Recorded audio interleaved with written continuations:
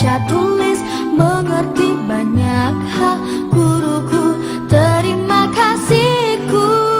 Assalamualaikum warahmatullahi wabarakatuh. Selamat siang anak. Waalaikumsalam warahmatullahi wabarakatuh.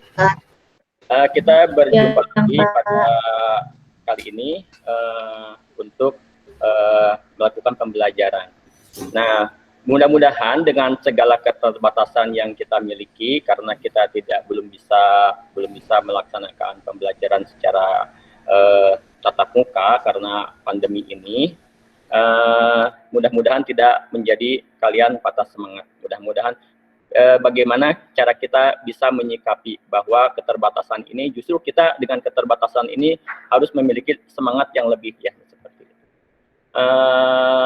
Sebelum kita melaksanakan pembelajaran, mari kita terlebih dahulu berdoa.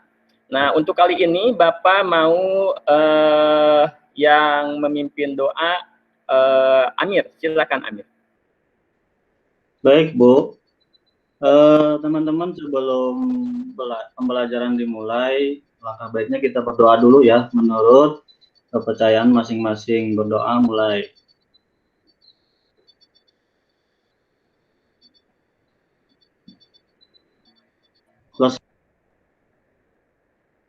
Ya. Terima kasih Amir yang sudah memimpin doa. Anak-anak, pada kali ini kita akan membahas bab selanjutnya awal, ya, yaitu tentang interaksi sosial. Bapak harapkan setelah kalian belajar nanti, tujuan-tujuan yang pengen Bapak capai, yaitu yang pertama adalah kalian bisa menjelaskan nanti apa yang dimaksud dengan pengertian interaksi sosial. Terus juga nanti kalian bisa menjelaskan faktor-faktor yang mempengaruhi terjadinya interaksi sosial. Yang ketiga juga kalian nanti diharapkan bisa menjelaskan syarat-syarat interaksi sosial. Selanjutnya juga ada bentuk-bentuk interaksi sosial dan menjelaskan bentuk interaksi disosiatif maupun asosiatif. Untuk lebih jelasnya, mari kita simak materi yang nanti akan Bapak jelaskan untuk saat ini, ya. Sebentar.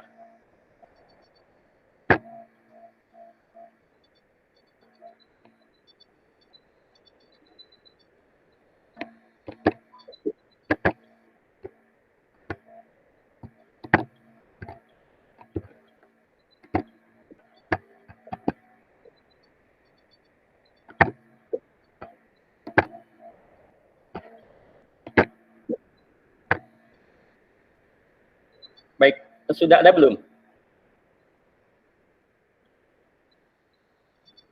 Sudah ada? Pak. Sudah ada, baik. Sudah ada, tapi kecil, Pak. Oh, kurang kecil. Besar. Oh, baik. Mau diperbesar? Ada? Cukup? Tidak? Cukup, ya? Oke. Baik, kita akan belajar tentang kehidupan sosial manusia. Yang pertama yaitu yang namanya manusia, kalian harus ketahui kan manusia itu terdiri dari jasad dan ruh, ya. Maka itu disebut dengan manusia. Coba bayangkan kalau manusia itu tidak ada ruhnya, maka bukan disebut manusia, ya, tapi apa? Ada yang tahu tidak? Mayat. Jenazah. Benda mati, Pak. Ya, terus juga kalau misalkan kalau ada ruhnya tidak ada jasadnya, kan jadi horor, ya, jadi serem, ya, nanti kesananya. Nah, karena itu manusia ini memiliki jasad, maka ada kebutuhan-kebutuhan yang harus dipenuhi. Nah, seperti ini. Nah, manusia juga memiliki fungsi sebagai makhluk sosial dan manusia juga memiliki sebagai makhluk ekonomi. Nah, kalau makhluk sosial, manusia itu tidak bisa hidup sendiri, pasti membutuhkan jasa orang lain. Misalkan. Contoh, misalkan Bapak contohkan, misalkan Melina mau pergi ke sekolah, misalkan, terus tidak bisa diantar oleh ayahnya misalkan, nah, seperti itu. Maka menggunakan jasa misalkan ojek online. Nah, itu kan nah seperti itu. Berarti ketika diantarkan itu menggunakan jasa orang lain ya. Nah, seperti itu. Berarti kira-kira Bapak ojek online itu orang lain bukan? Orang lain. Orang lain ya, berarti kita juga membutuhkan jasa orang lain. Nah, seperti itu. Contohnya itu makhluk sosial seperti itu. Iya. Yang kedua misalkan manusia juga sebagai makhluk ekonomi misalkan. Nah, seperti yang telah diterangkan Ibu Ila ya, Ibu Ila. Yang ini mah kalau ini mah Ila murid ya, Ibu Ila guru IPS tadi menerangkan tentang manusia itu memiliki kebutuhan dan keinginan. Nah, kebutuhan dan keinginan juga harus itu dipenuhi, nah seperti kebutuhan. Nah, untuk memenuhi kebutuhan itu tidak bisa dilakukan dengan sendiri, tapi harus dengan orang lain. Contoh misalkan padi. Nah, nasi yang kalian makan dalam semangkuk nasi misalkan, itu berapa orang banyak orang yang terlibat dalam proses menjadi nasi itu, seperti itu. Contoh misalkan siapa yang menanamnya, kalian kan tidak tahu. Terus juga misalkan siapa yang membawanya dari sawah ke pabrik, itu juga tidak tahu. Siapa lagi yang merubah padi menjadi beras, itu juga orang lain, seperti itu. Nah, jadi banyak kita melibatkan orang lain. Jadi kita juga membutuhkan orang lain untuk memenuhi kebutuhan kita, nah, seperti itu ya. Nah, selanjutnya banyak definisi-definisi juga tentang interaksi sosial itu dikemukakan oleh beberapa ahli. Sebetulnya kalau nanti kalian bisa lihat di buku paket definisi-definisi tentang interaksi sosial, contohnya misalkan oleh Kim Bal-yong, yang selanjutnya adalah Sukamto, itu bisa dilihat nanti ketika kalian di buku ya, seperti itu. Ini hanya bisa mengilustrasikan saja. Tapi yang Bapak inginkan yaitu kalian mengetahui ciri-ciri dan tujuan interaksi sosial. Nah, yang pertama, ciri-ciri interaksi sosial itu adalah kontak sosial dan komunikasi. Jadi adanya kontak sosial ini adalah bertemu. Nah, orang ini bertemu si A dengan si B misalkan bertemu, maka itu akan terjadi kontak sosial.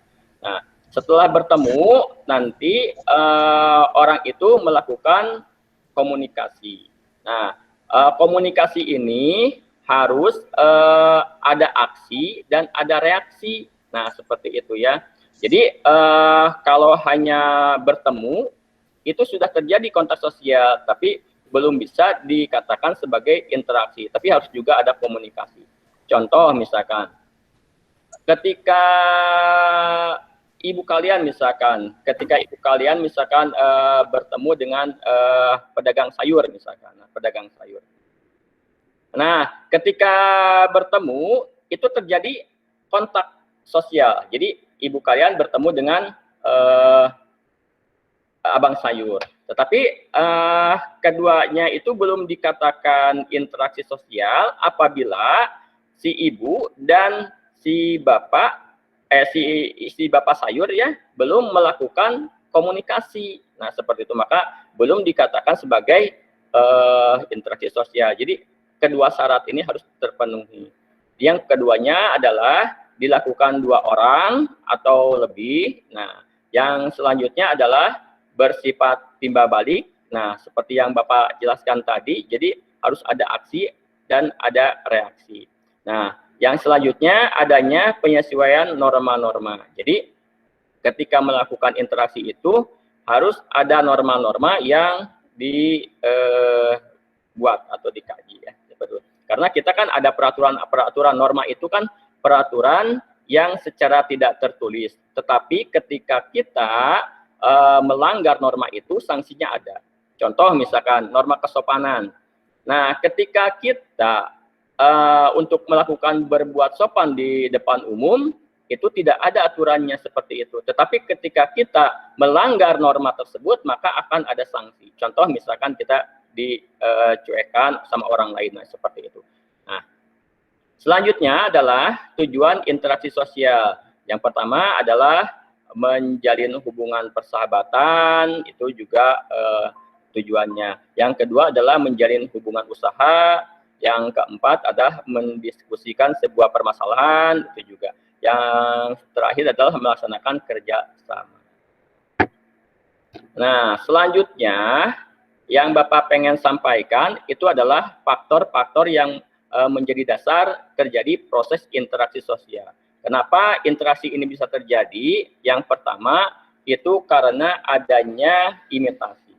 Imitasi itu adalah mencontoh. Nah, misalkan begini, Anita misalkan, Anita pernah tidak Anita bermain masak-masakan ketika kecil?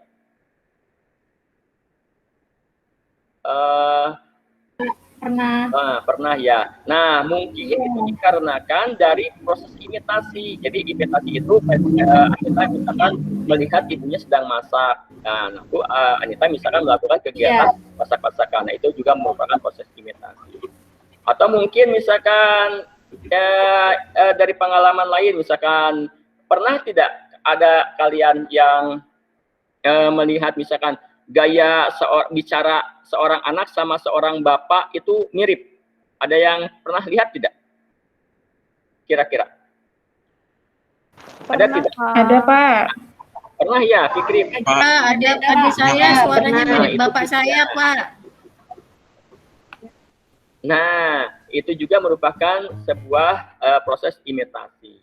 Nah, yang kedua itu adalah motivasi. Nah, motivasi ini adalah dorongan, ya, dorongan yang diberikan oleh seseorang pada yang ingin diberikan motivasi. Nah, seperti itu. Contohnya banyak ya, seorang guru misalkan memberikan motivasi ketika saat pembelajaran dan sebagainya.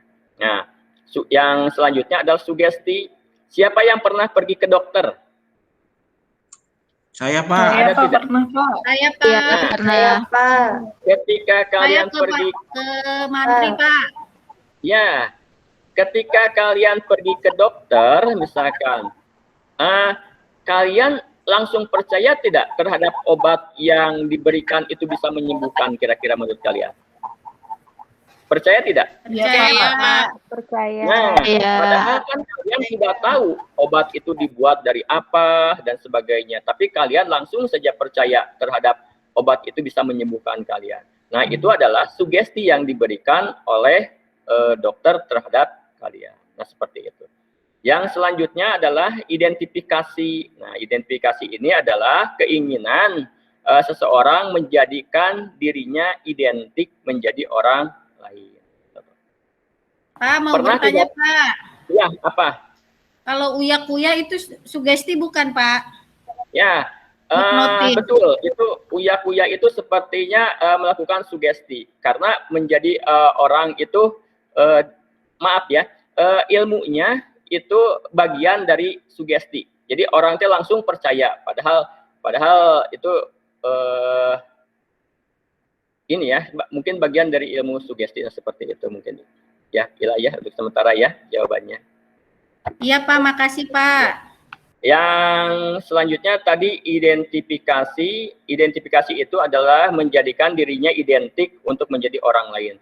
Kalian kan banyak ya, misalkan saya mau ke siapa ya? Misalkan ke Anita. Anita misalkan suka film India. Nah, sampai misalkan gaya bajunya mirip orang India, misalkan terus di kepalanya dikasih merah, nah seperti ini. Gaya kalau bicara misalkan menggeleng-gelengkan kepala seperti itu. Nah, itu adalah merupakan proses identifikasi ya. Nah, jadi mengidentikan Anita itu menjadi orang bintang film yang disenanginya di film India mungkin seperti itu ya. Nah, untuk yang simpati dan empati, nah itu Bapak gabungkan, yaitu adalah jadi simpati dan empati itu adalah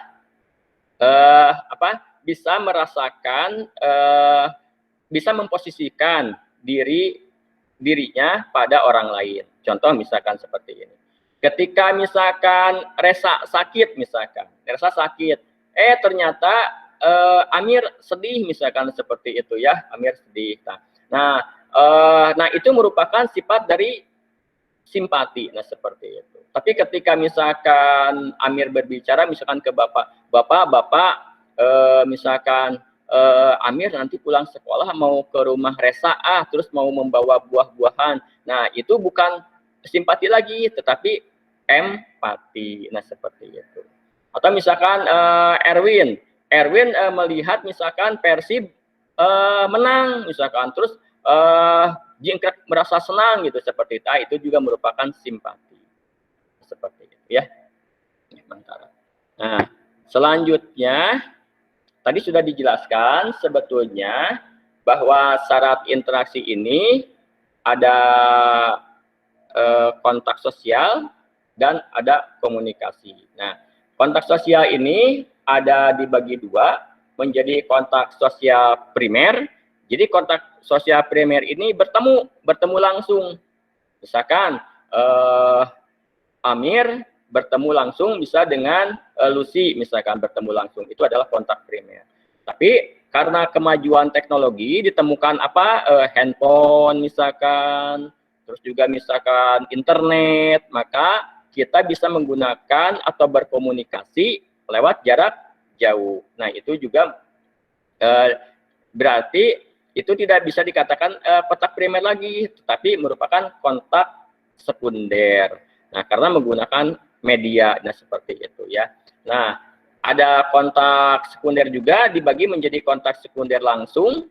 Nah, ketika kita misalkan surat menyurat, telepon, itu adalah kontak sekunder langsung. Tetapi kalau kontak sekunder tidak langsung, misalkan seperti ini, Amir misalkan menyampaikan sesuatu buat Lucy, tapi lewat Anita misalkan, kata Amir teh, Anita, tolong sampaikan salam ke Lucy misalkan seperti itu. Nah, itu merupakan kontak sekunder tidak langsung karena perantara Anita seperti itu. Nah, anak-anak yang menjadi permasalahan pada saat ini, karena kondisi pandemi, semua jenis interaksi ini mengalami perubahan. Coba kalian simak gambar nomor atas. Kira-kira menurut kalian, orang bersalaman ini bisa dilakukan ketika pandemi atau sesudah? Kira-kiranya. Saat pandemi tidak, Pak. Nah, kalau orang salaman kan misalkan biasanya dilakukan ketika sebelum pandemi ya. Orang bisa bersalaman, nah seperti itu. Tetapi kalau misalkan ketika saat pandemi, orang hanya bisa melakukan seperti ini, misalkan menggunakan tangan atau menggunakan kaki, misalnya seperti ini. Yang kedua, misalkan dalam pembelajaran yang kita lakukan dulu, kita pernah berinteraksi dari guru lewat murid kan melalui misalkan berkumpul di kelas. Tapi untuk saat ini kan kita tidak bisa ya. Nah, kita bisa melakukan dengan media seperti internet yang kita lakukan ini. Nah, contohnya seperti ini. Seperti itu, ya. Atau misalkan dalam melaksanakan kegiatan memenuhi kebutuhan misalkan. Nah, kita dulu bisa pergi ke pasar untuk memenuhi kebutuhan, tapi untuk pada saat ini kita lebih memilih dengan membeli secara online, seperti itu ya. Nah, ini juga diakibatkan karena pandemi seperti ini. Nah, seperti itu. Nah, yang selanjutnya bentuk-bentuk interaksi sosial. Jadi interaksi sosial ini kita bagi menjadi dua, yaitu ya ada interaksi sosial asosiatif dan interaksi sosial disosiatif. Untuk interaksi sosial asosiatif itu jadi bentuk interaksi yang mengarah kepada hal-hal yang positif saja. Nah, seperti itu ya. Nah, contohnya misalkan kerjasama. Jadi kerjasama ini kan bekerja secara bersama-sama untuk menyelesaikan sebuah pekerjaan. Nah, itu adalah salah satu bentuk dari kerjasama asosiatif. Misalkan kerukunan. Orang kan kerukunan kan ya harus melalui interaksi. Nah, seperti itu. Yang kedua, bargaining. Kalau bargaining itu adalah kegiatan tukar-menukar barang. Nah, contoh misalkan ketika ibu bapak kalian misalkan, atau tadi ya contoh ya, ibu kalian sedang berbelanja dengan tukang sayur, di tukang sayur. Nah, ini merupakan contoh dari kegiatan bargaining. Jadi kegiatan tukar menukar barang. Yang selanjutnya adalah kooptasi. Kooptasi itu adalah menerima unsur-unsur baru dari seorang atasan. Contoh misalkan bapak menugaskan, sesuatu terhadap anaknya. Kalian menerima misalkan, nah itu adalah jenis kooptasi.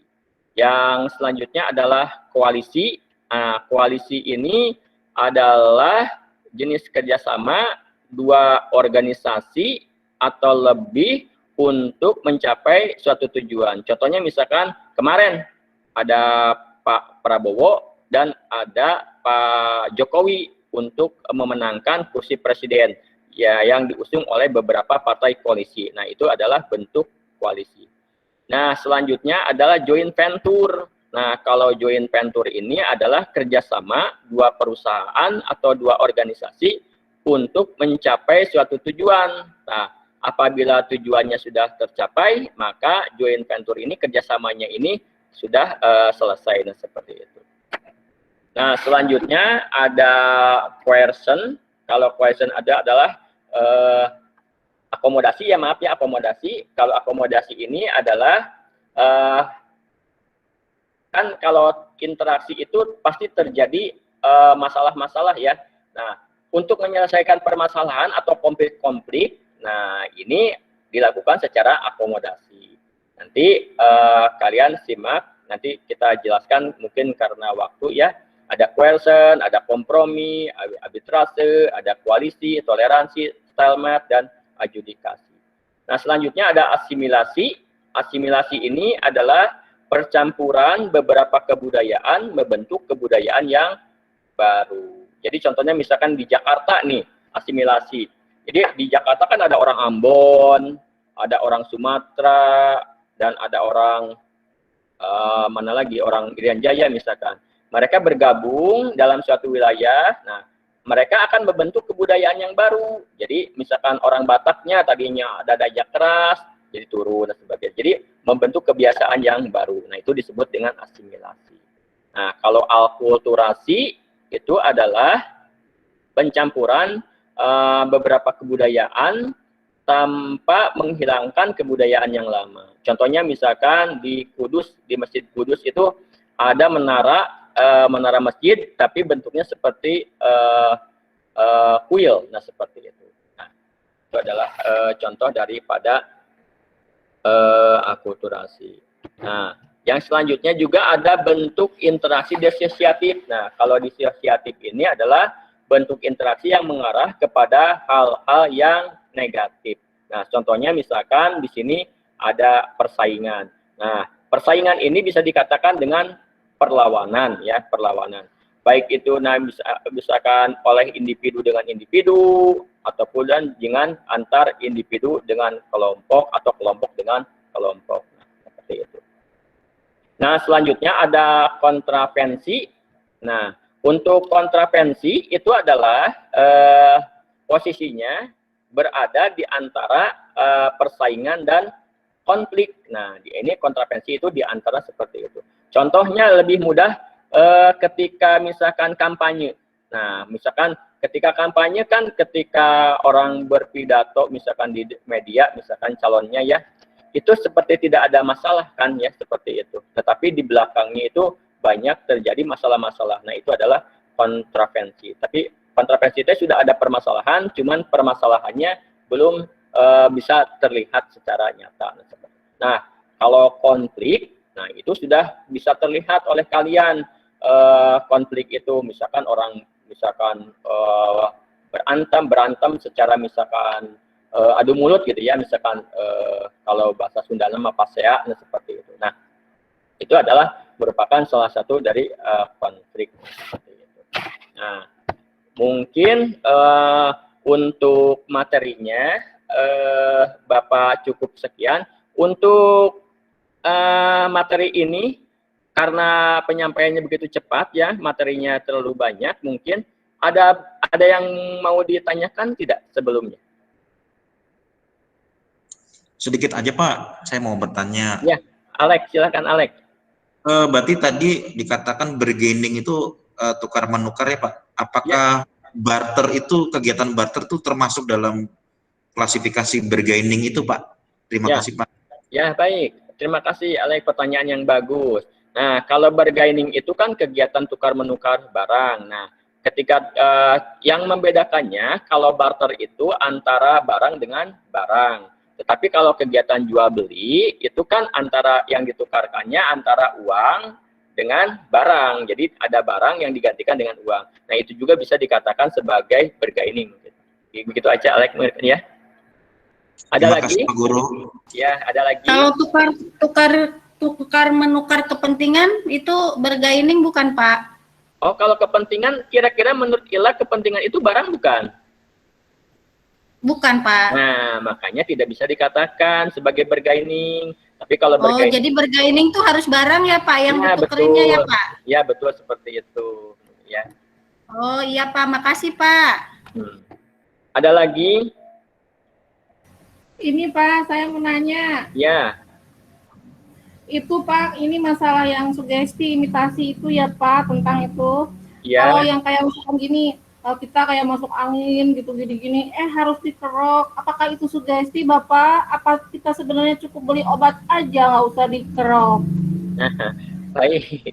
Kalau untuk sugesti, justru kalau untuk kedokteran, kalau dikerok itu justru lebih baik jangan. Karena kalau dikerok itu pori-porinya semakin membesar, nanti angin memang gampang keluar. Cuma nanti kan masuknya juga lebih gampang lagi. Jadi sebaiknya tidak dilakukan seperti itu ya. Itu mungkin sugesti saja. Secara medis tidak ada ya, seperti itu dikerok keluar angin. Jadi mitos ya Pak ya? Ya, betul. Nah, Ya Bapak, baik. makasih. Pak mau tanya lagi Pak, boleh nggak Pak? Mungkin lain kali saja ya. Karena keterbatasan waktu, kita bagi kelompok. Bapak sudah dibuatkan kelompoknya.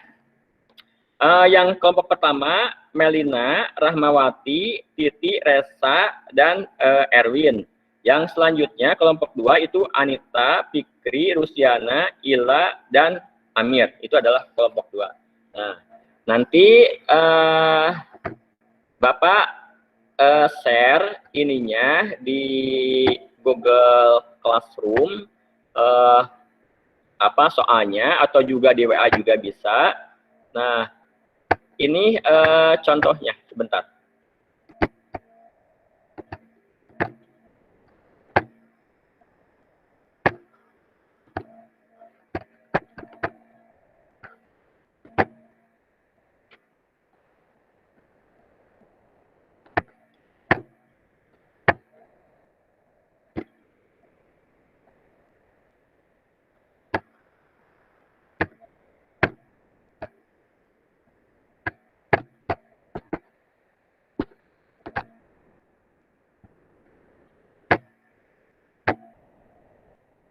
Baik, sudah ada belum?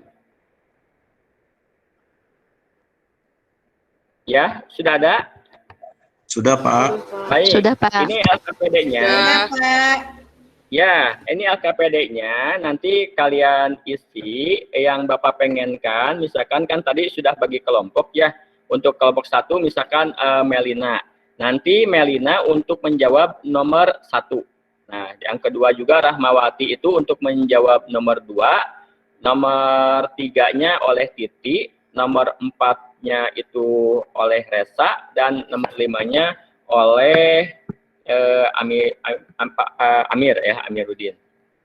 Sama untuk kelompok 2 itu nomor pertama oleh Anita, yang nomor 2 oleh Fikri, yang nomor 3 oleh Luciana, yang nomor 3-nya oleh Ila, dan nomor 4-nya oleh Erwin. Nah, seperti itu.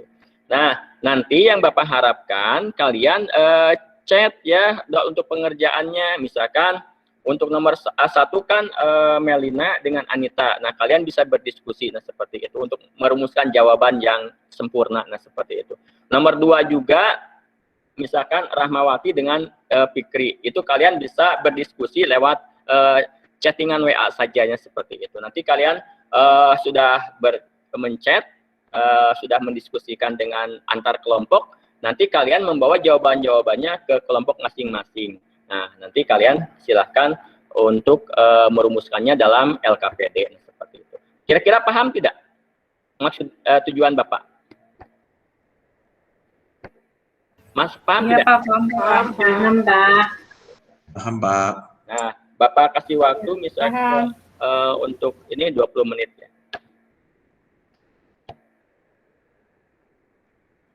Terima kasih, waktunya sudah selesai. Ini juga hasilnya sudah ada. Nah, seperti itu ya. Oke, untuk nomor 1 mungkin Bapak pengen ada yang mempresentasikan ya, mempresentasikan. Kira-kira siapa yang mau mempresentasikan nomor 1? Saya, Pak. Ya, ya, silakan. Saya, Pak. Ya, Melina silakan. Pak, bisa diperbesar nggak, Pak? Iya. Mengapa interaksi sosial yang terjadi pada saat ini mengalami perubahan? Iya. Interaksi sosial ini terjadi karena adanya kontak dan komunikasi ya, Pak.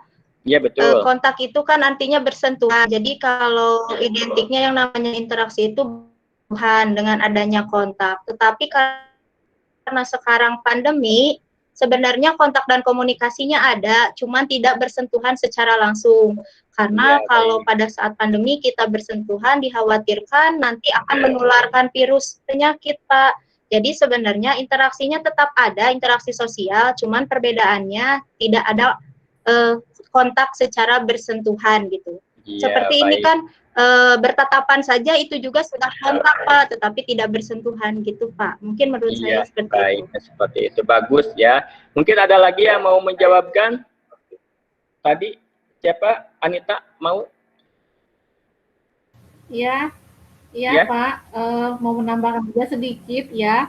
Jadi benar kata teman saya Melina, jadi interaksinya masih tetap terjalin, cuma tidak ada kontak langsung dengan cara bersentuhan langsung. Jadi kita menggunakan media-media lainnya yang udah ada, misalkan lewat telepon dan apa. Jadi kita bisa lewat handphone, kita bisa tatap-tatapan walaupun cuma dalam dunia maya gitu, Pak. Itu aja mungkin Bapak.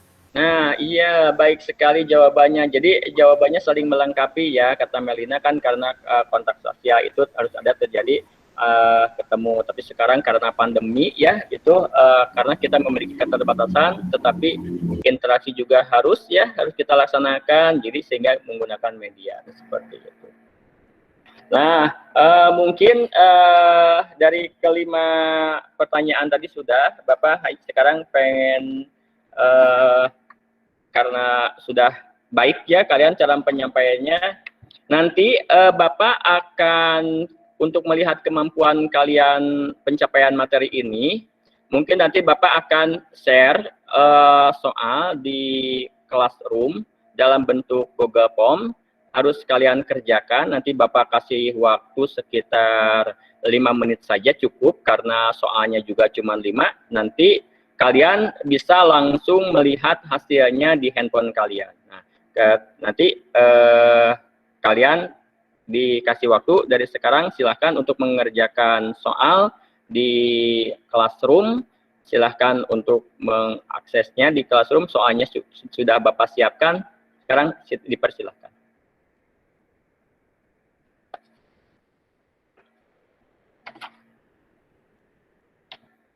Baik, terima kasih. Tadi Bapak lihat hasilnya di Classroom, mungkin cukup memuaskan ya. Bapak ucapkan terima kasih. Nah, dari penutup buat kalian, hasil pembelajaran kita kali ini, bahwa kita itu tidak mungkin bisa hidup sendiri ya. Kita pasti membutuhkan orang lain.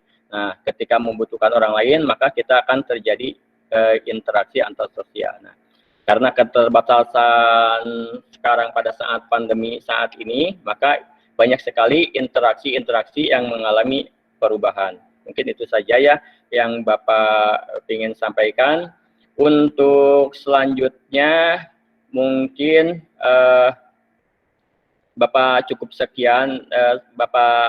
cukupkan sekian. Nanti silahkan untuk berdoa, misalkan Ibu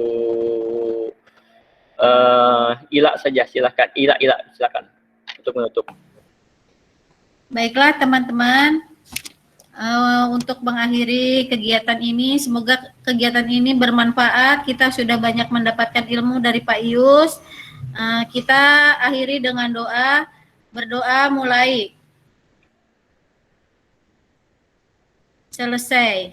Ya, terima kasih anak-anak. Sampai jumpa pada pertemuan selanjutnya dengan materi yang berbeda. Assalamualaikum warahmatullahi wabarakatuh. Waalaikumsalam warahmatullahi wabarakatuh.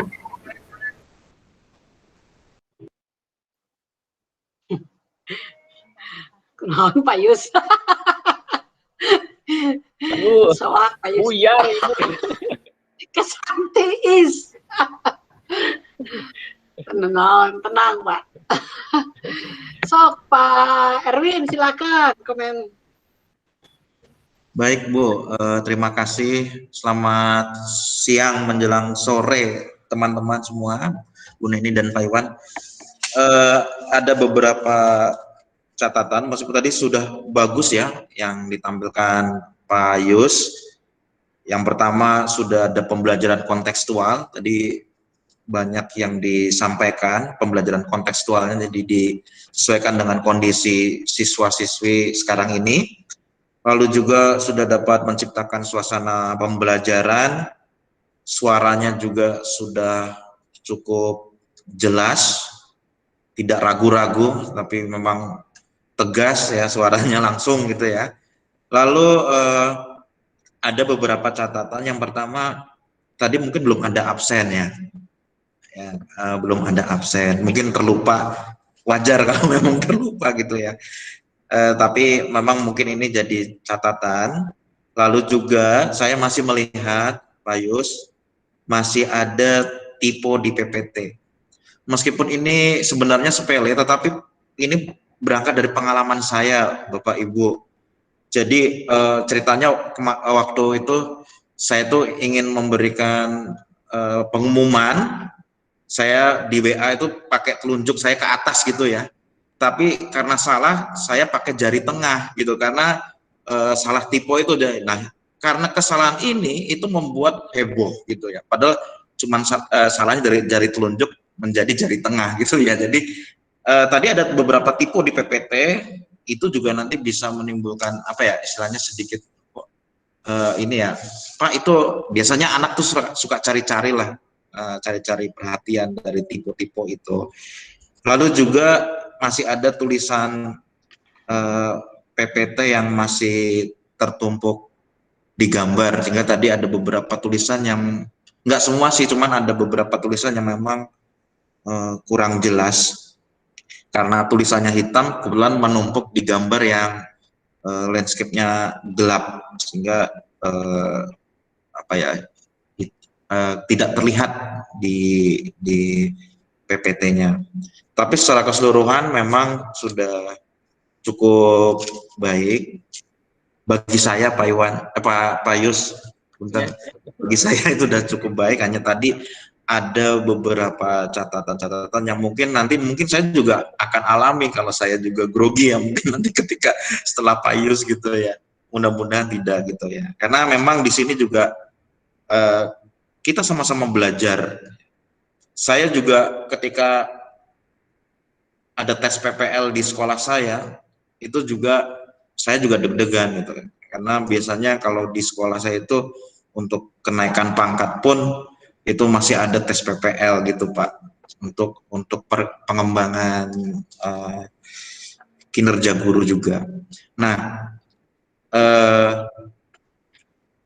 yang berikutnya mungkin tadi masih ada beberapa juga kata yang mungkin gitu ya tadi kan, mungkin atau mungkin saja gitu.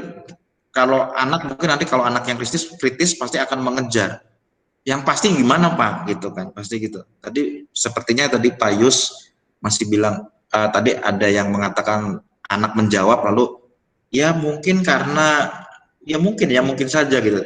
Nah, mungkin kata-kata mungkin ini bisa diganti dengan penegasan gitu. Karena kalau udah ada kata mungkin anak akan apa ya pasti akan bertanya lagi kalau anak yang kritis gitu Pak. Punten Bapak ya. Gitu. Itu saja Bu Neni. Iya, enggak. Terima kasih Bu Neni. Pak Yus. Pak kesangna dilap heula Pak. Aduh itu. Heureui supaya tidak tegang si Bapak. Tapi pada dasarnya sudah bagus Pak ya. Latihan Pak. Setiap latihan Bu aneh, setiap latihan itu kata yang diucapkan teh berbeda lagi gitu Bu. Ya, jadi apalah iya, improvisasi berarti itu ya. Iya. Pada dasarnya sudah bagus lah ya. Sudah bagus. Memang tadi betul yang saya kritisi adalah tadi Pak di medianya ya, di PPT-nya itu ada beberapa tulisan yang di background-nya itu gambar, sehingga tidak kelihatan ya. Itu jadi sudah pernah saya sampaikan kalau membuat tulisan PPT itu jangan ditumpuk oleh gambar, ya, sehingga nanti keterbacaannya tidak bisa dilihat oleh peserta didik ya. Kalau mau pakai gambar, gambarnya kecil-kecil aja Pak, di samping gitu ya. Nah seperti itu. Iyalah yang lain Pak tadi barusan sudah disampaikan oleh Pak Erwin. Kalau ada yang ada tipe-tipe ya, memang itulah tipe-tipe itu. Kalau misalkan mau dibuat PPT itu harus dicek lagi ya. Jadi kalau kita membuat suatu tulisan, membuat media ya PPT itu semua ada cross checknya. Jadi kalau sudah selesai jangan langsung diupload, jangan langsung dipakai, dicek dulu betul tidak kata-katanya, betul tidak kalimatnya, atau misalkan ada yang salah semua itu ya. Nah itu kan ada di dalam metode penulisan itu harus adanya cross check akhir ya. Ya sudah bagus lah. Lanjut ya Pak Erwin, silakan. Siap Bu. Oke,